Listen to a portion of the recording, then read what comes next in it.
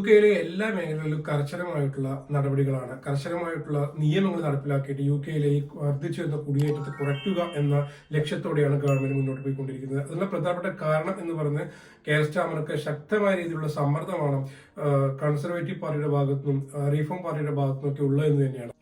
യുകെയിൽ skilled worker മേഖലയിലാണ് ഒരുപാട് vacancy വരുന്നത്. അപ്പോൾ അൺസ്കിൽഡ് ആയിട്ട് മേഖലകളൊന്നും അത്ര വേക്കൻസികൾ വരുന്നില്ല.